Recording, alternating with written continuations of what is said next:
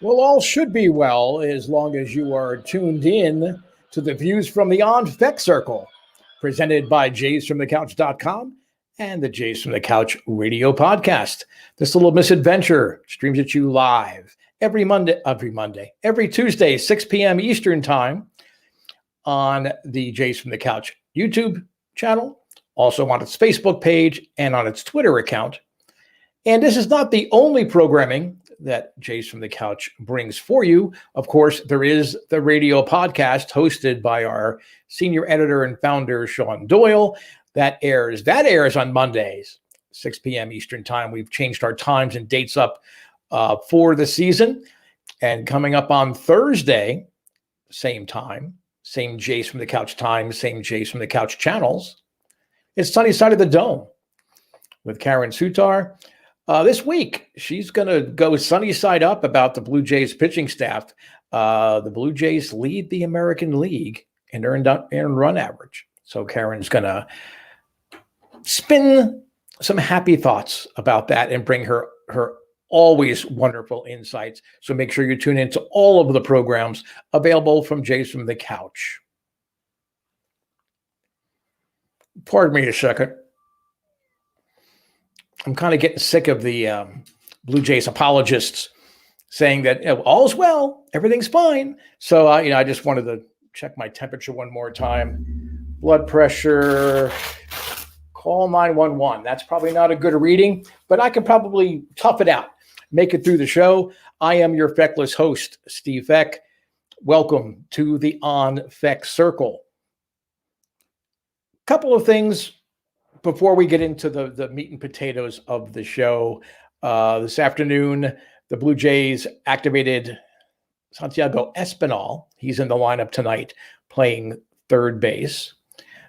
To make room for him, the Blue Jays placed TJ Zoik on the 10-day injured list with an elevated ERA. Oh, no, wait a minute. No, I'm sorry. That's right shoulder tendonitis.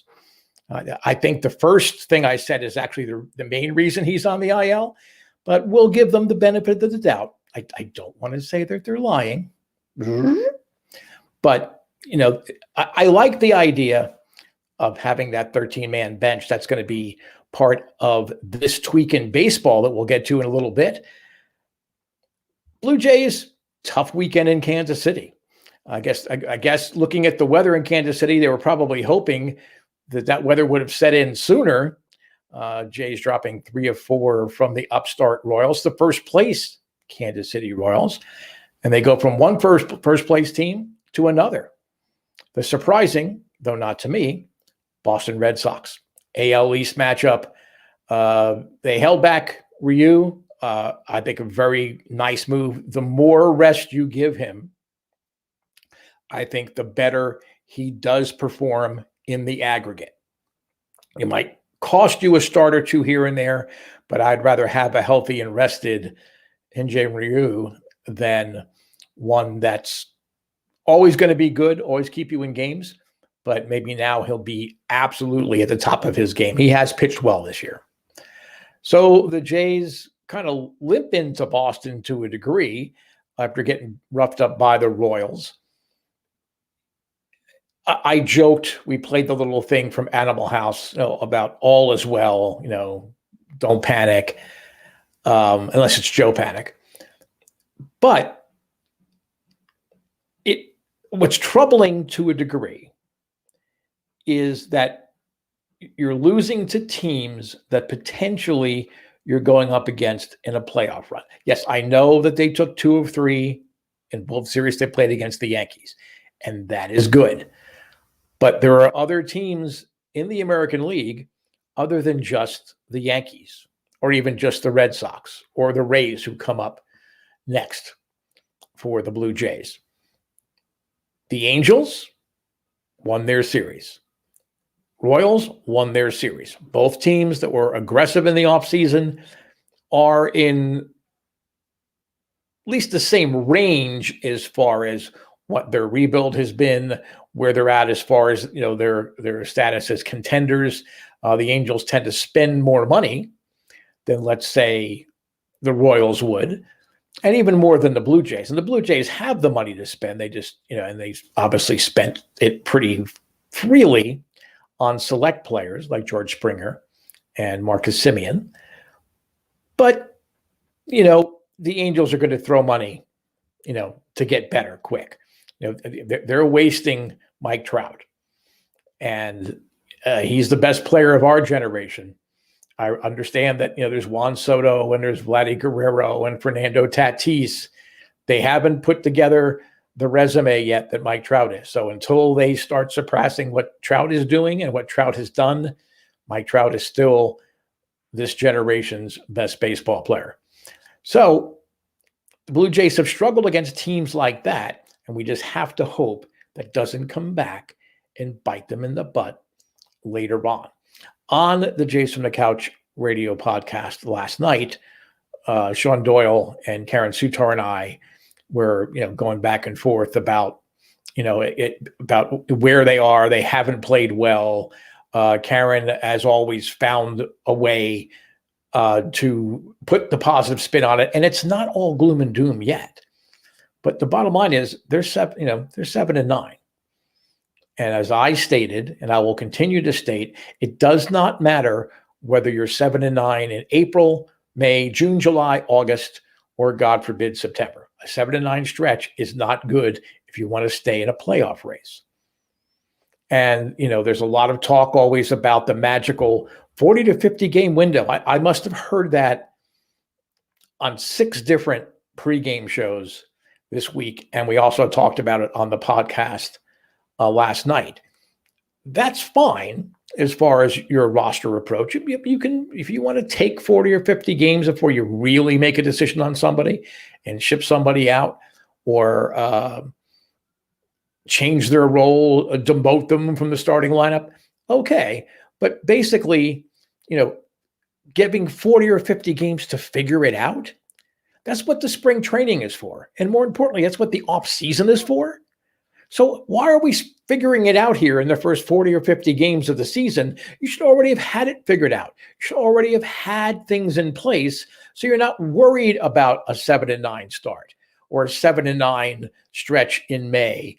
And, looming on the horizon is the move from Dunedin to Buffalo. Are the facilities going to be better? Oh, absolutely. And that's not a knock on Dunedin. Mark Shapiro oversaw a wonderful renovation there. But the Bisons basically, if they ever get to play back in Buffalo again, are going to have a major league caliber stadium to play in. But that's you're picking up the organization, you're moving them to Buffalo. With the caveat that if the border restrictions are lifted, they're then going to move again to Toronto, even if they're not allowed to have fans in the stands. At this stage, if you're still struggling, do you want the Jays to do that? Do you want to have that extra move? I mean, I don't know that you do. I mean, and this is going to be an organization problem across the board because now you've got your AAA team being displaced out of Buffalo and going to Trenton, New Jersey. Nice ballpark, nice little community. My mother's side of the family kind of settled there, in their later years in around the Princeton, Trenton area. Nice area, but it's not home. It's not where you were planning. And it's not like housing is super affordable in New Jersey. So, all of these factors are going to make it tougher for those AAA players going to Trenton. And then can they really bring their families? Because maybe they're going back to Buffalo in July or August. I don't know. And then the thing that nobody has brought up yet is Vancouver. They are the high A affiliate for the Blue Jays now. And in a big picture sense, that is great. You hate to have lost the Lansing Lugnuts as an affiliate because, they're one of the most successful franchises in minor league baseball. They always have big crowds. They're profitable. They do a great job, going along with the development needs. It was a perfect setting. And originally, Oakland was going to take Vancouver, and the Jays would have kept Lansing. But big picture marketing wise, it makes sense to have Vancouver as your single A franchise. But if you're not going to be playing your major league team in Canada, I really kind of doubt that the federal government's going to let the minor league Vancouver Canadians allow single A baseball and cross-border things for that. Because, I mean, at least with Major League Baseball, they do have restrictions, but you have more mature players as a rule. High A, you're still talking teenagers and people in their 20s, early 20s, maybe not even 21. Okay. They're going to be more prone to, I can sneak out. I don't really have to worry about it. It's fine. It's fine. It's going to be tough. So now where are you going to play your high A affiliates? You can't go back to Dunedin because Dunedin A is the low A ball affiliate. And while you probably could accommodate both teams in the complex, there's no high A league. Everything's gone geographic now. That's going to match up that the Jays can slide in there. So what's going to happen with Vancouver? Are they going to play just across the border in Bellingham in an older, not up to snuff stadium? I don't know. Are they going to play in Montana or Idaho or one of the other cities that got abandoned when minor leagues realigned and major league took over? I don't know. That nobody's talked about that yet. Maybe we shouldn't be worrying about that yet because the minor league season hasn't started. But at some point, all of this chaos that's going on, it needs to be addressed. And while I advocated for Dunedin, fine, that's great. Stay in Dunedin. If you couldn't work it out with the Rays or Major League Baseball to share the Tropicana field, which again is not ideal, but it's better than making multiple moves, stay in Dunedin. I understand the weather's an issue. The weather's an issue in Texas. The weather's an issue in a variety of cities. I don't know if you've ever been to St. Louis or Kansas City in the summer. It's not exactly, air-conditioned comfort. Okay, you're basically doing hot yoga, all right, when you're playing on the field in Kansas City and especially in St. Louis. So there's lots of places that aren't ideal to be playing in, but to a certain degree, not everything perhaps was played out, and that's not a fault of the Blue Jays or Shapiro or Rogers. I think they're trying to do it on the fly. They're trying to hold out hope that they can play in Rogers Center in Toronto at some point this year. But now, because of all the ripple effects now affecting your AAA team, and now it's affecting your high A team, maybe they should have just said, we're staying in Dunedin, period. We're going to just stay in Dunedin. And then if Toronto opens up, great. But that's too late. And we talked about this last week. I feel for you, Buffalo fans. I know most of you, unless they completely turn things around in New York and allow larger crowds, most of you aren't going to get a chance to see the Blue Jays play in person at Salem Field, but it is what it is. Okay, time for this tweak in baseball. And every week, we're taking something about the game. We try to make it as Blue Jay-centric as we can, but there might be some times that I'm completely off the rails and I try to chew off a bigger picture, like me worrying about Vancouver when the minor league season hasn't even started yet. But it's easy not to think about those things and how that affects the big picture development by just focusing on, oh my God, the Jays are 7-9, or boy, what a start Vladdy's off to, or the Blue Jays are leading the league in ERA. Those are the things that's easier to focus on, but you need old curmudgeons like me to point out other things too, so that you're actually getting a big picture of what the 2021 season's about. But this tweak in baseball actually has been addressed, and I'm surprised to a degree, because my tweak in baseball was to have the Blue Jays go to a 13-man pitching staff and a 13-man bench, which actually offensive batters, which would have given you a 4-man bench rather than a 3-man bench. Okay, there's already been 2 occasions where the entire bench was used within 1 at bat, with innings potentially to play. That's not good. You have to have options. Now, you might not like what Charlie Montoyo does in-game strategy-wise. Lord knows I've been a critic since he was hired. I have said some less than flattering things on social media and on some of these podcasts about Charlie Montoyo's abilities as a big league manager. Would I hire him to run my minor leagues? Absolutely.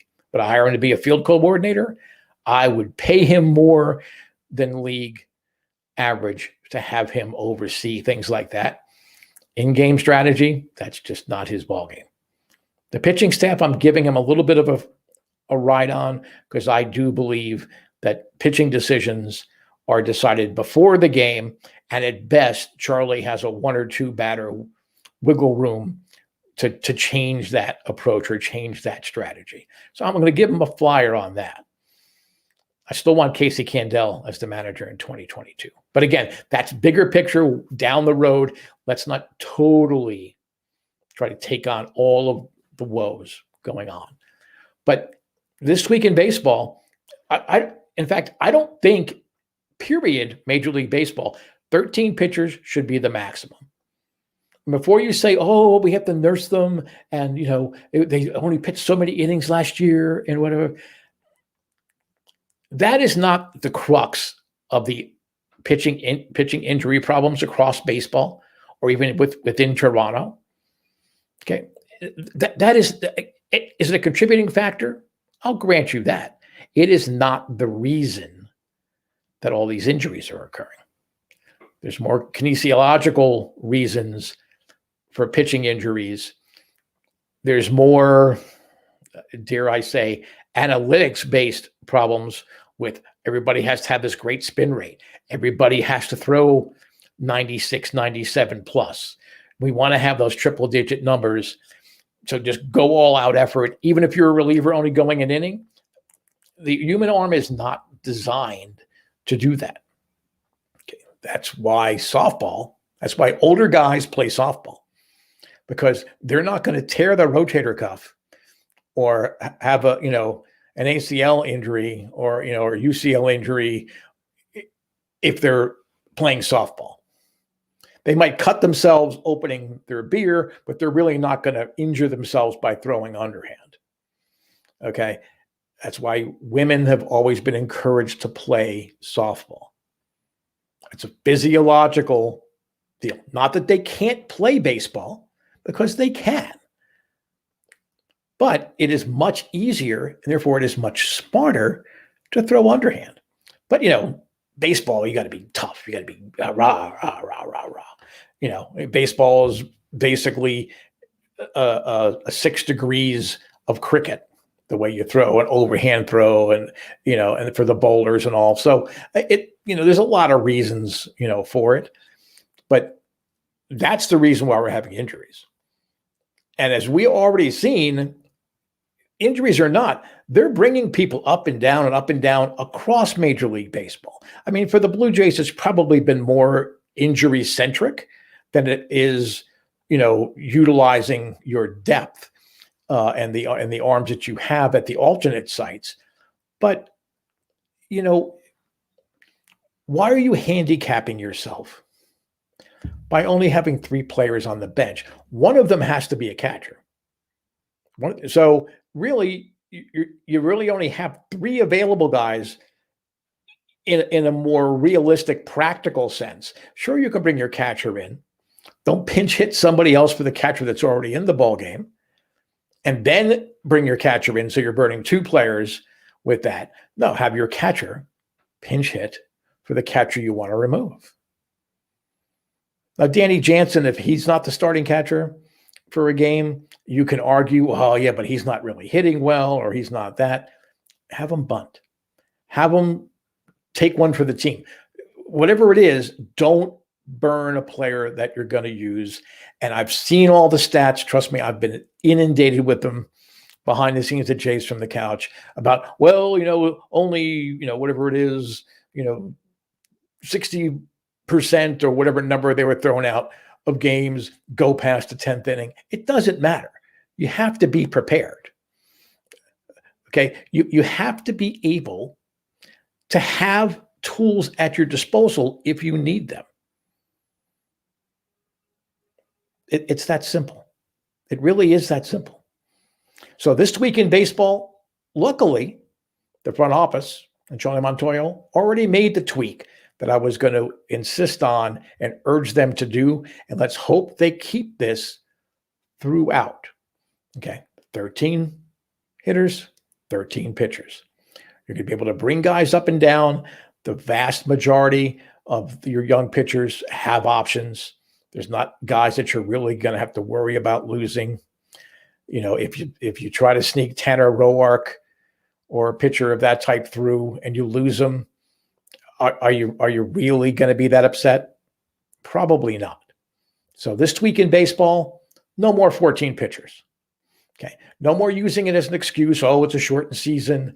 You have to remember too, a lot of these guys, in essence, had a year off. They've rested their arm to a degree for a year because they didn't have a minor league season last year. Not everybody was at the alternate site. So let's not make excuses. Once again, I'm tired of apologists. No more. You're making me sick. Okay. I'm already an old guy. And as you can imagine, my blood pressure goes sky high when I think about the Blue Jays and baseball in general. I'm a calm, deliberate, thoughtful. I'm in training for ordination. I teach classes about life skills, but when it comes to baseball, I'm a lunatic. I'm sure that comes across too. So our final segment is always something that I call Blue Jays Way. And it addresses the challenges, the highs, the lows of being a Blue Jays fan. It touches on history. It goes back to history. And this Blue Jays Way is going to be a little bit history lesson, but more long-term strategic thinking about something that maybe the Blue Jays want to do something that outside of one player in the entire franchise history hasn't really happened. Okay, let's start with the history part. On this day, 2001, Carlos Delgado hit 3 home runs in a game for the second time in a month. Okay, against the Kansas City Royals. Unfortunately, we had Rowdy Tellez, not Carlos Delgado, playing first base in the World Series, where things might have been different. But again, that's a topic for another time. His first 3-run outburst came against the Tampa Bay, then Devil Rays. So that's kind of an interesting thing. And you think of Carlos Delgado, he's a franchise icon.